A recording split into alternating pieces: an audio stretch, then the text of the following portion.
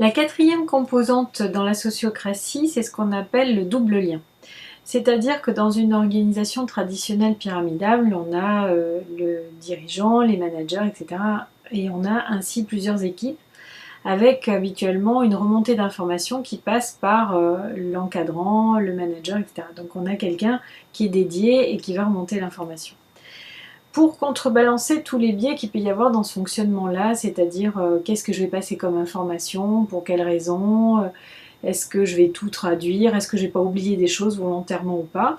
Donc pour remédier à ces difficultés-là, Gilles Charest a inventé le principe du double lien. C'est-à-dire qu'au sein de l'équipe, une autre personne va venir être porte-parole en appui de celui qui est mandaté initialement pour apporter une complémentarité de ce qui aurait été dit dans l'équipe ou dans le groupe de travail.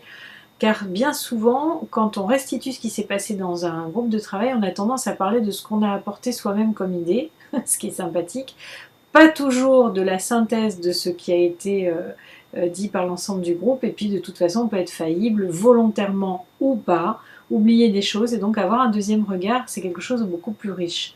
Donc ça veut dire que ce double lien, ça va être deux personnes qui vont être en interface avec le niveau autre. Alors si ce sont des ateliers, ça va être, si un atelier par exemple il y a 10 personnes, dans celui d'à côté il y en a 25, dans celui d'à côté il y en a 5, ça veut dire 2 personnes pour chacun des ateliers qui vont pouvoir être représentants et représentatifs de ces groupes donnés et apporter une vision plus complète de ce qui aura été dit.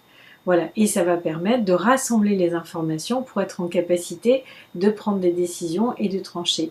Et idem, quand on fait redescendre l'information, alors je fais ça dans les modèles top-down, mais si on a des modèles beaucoup plus horizontaux, mais que néanmoins il y a beaucoup de personnes, et qu'il y en a quand même, qu'il y a un cercle au départ, qui est un cercle de gardiens, qui va peut-être être le gardien de l'âme, de la culture, de la naissance même de ce projet, comment est-ce que ces gardiens-là peuvent aussi être plusieurs pour restituer les informations et pas un tout seul ou pas tous ensemble.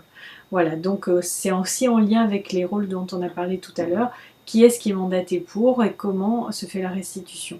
Donc l'articulation pour conclure, c'est on fonctionne en cercle pour qu'il y ait une équivalence de posture et de prise en compte de la parole de chacun et de contribution.